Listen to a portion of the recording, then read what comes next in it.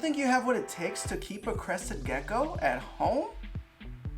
After this video you will. The crested geckos were once thought to be extinct, and now they're one of the most popular geckos to keep at home. No heat lamp is required. They essentially eat a fruit smoothie. They're also slow, small, and easier to handle than most other reptiles. It's no wonder why these are owned and found by the hundreds. Before you go and buy a crested gecko, or you recently got a crested gecko, there are a few things you need to look out for. In this video, I'll show you 5 things you need to look out for. In the bonus at the end, I'll share the difference between getting a baby crested gecko and an adult crested gecko.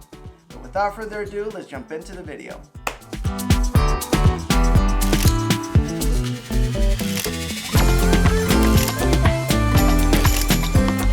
Number 1, the enclosure and the housing. Now when it comes to the enclosure size, the minimum is 18 by 18 by 24. An enclosure that has glass on all 4 sides, and the bottom I guess, that's the ideal enclosure. It doesn't let too much humidity escape. The main thing you want to keep in mind is height. You can get a wider enclosure as long as it has at least 24 inches of height. It should work just fine. From my experience, these guys do like to roam around on the ground. Not often, but they do tend to get curious and check out the ground. They do sometimes eat insects. So that does explain a little bit why they might like to get on the ground and look for insects like crickets or roaches. The dirt or substrate should retain moisture, so include a little bit of something that has topsoil, maybe cocoa fiber. If you intend to keep live plants in the enclosure, include something that can drain or have a little bit of air pockets within the dirt or substrate. Something like clay pebbles or perlite should work just fine. It gives the plants a little bit of breathing room so that the roots don't start to rot. And when it comes to the dirt or substrate, if it contains too much water, your plant's roots won't be able to breathe and they start to rot, which could lead to your plants dying. Add a lot of enrichment and decor to give them a lot of variety to climb and hide, and yeah, just give them a lot of enrichment. You also want to keep in mind where you want to place their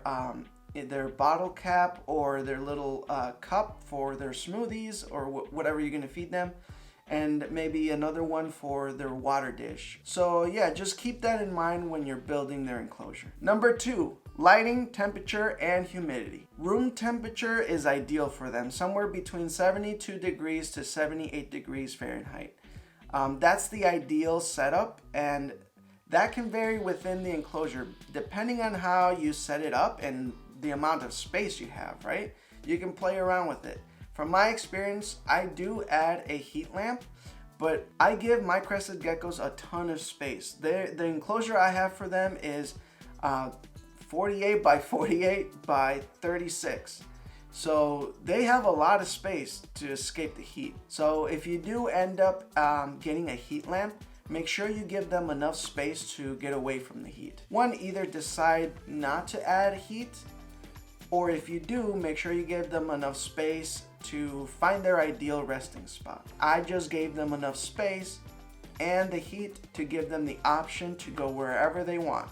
When it comes to the lighting, I do recommend adding an LED, either a strip or a bulb, just so that the crested gecko knows when it's daytime and nighttime, to know when to actually wake up or take a nap. They don't need UVB lighting, but I include it in my enclosures because I keep live plants in there. And at the end of the day, because of the space I give them, they do have options. They can go out and bask in the heat. They can go bask in the UVB. So if you want to give them that type of option, you can.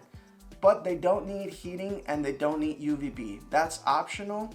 And if you do include it, give them enough space where they can hide like the vampires that they pretty much are. When it comes to humidity, you want to spray the enclosure about every other day. You can spray them down every day, but I do like to give them a little break from the humidity and spray. They still have options within the enclosure, like their hides, to get that humidity up to 60-70 degrees. In general, the humidity should stay between 60 to 80 degrees. Now, within my enclosure, I give them a lot of space and a lot of hides where they can get there no matter what. I like to spray my enclosure every other day, so it gives my reptile dry spaces and dry times. But in general, keep it between 60 to 80 degrees, and with the hides and the plants that you keep inside the enclosure, they'll have spaces where they can be at 60 to maybe even 90 degrees percent humidity.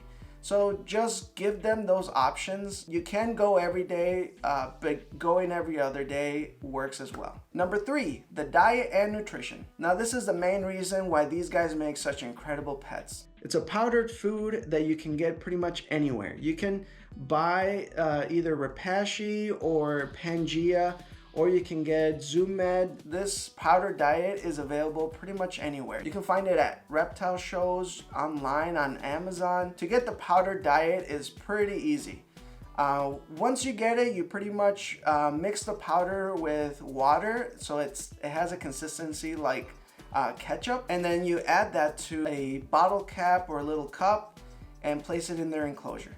It's that easy. They do eat insects from time to time, but you know, you don't have to. It's not required. They can live off of just the powdered smoothies that you give them. If you want to look further into eating insects and the benefits of it, but pretty much they get all their vitamins and everything they need from the smoothie that you give them. And there's actually fruit smoothies that have insect or protein in them. You can change up their powdered food to give them the insect, you know, intake that they would normally get.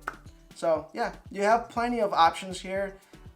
You don't need insects, but if you want to, you can look further into it and see when they're more likely to eat them, and test things out with crickets and dubia roaches. When it comes to hydration, with misting every other day or daily and the fruit smoothies that they eat, it should be enough hydration.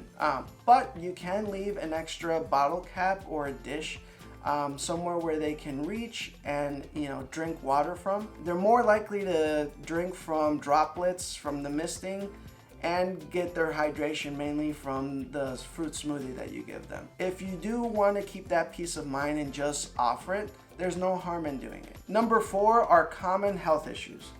Luckily, these guys don't have that many. The main thing you want to keep in mind is just their humidity. Ironically, their skin is waterproof or water repelling.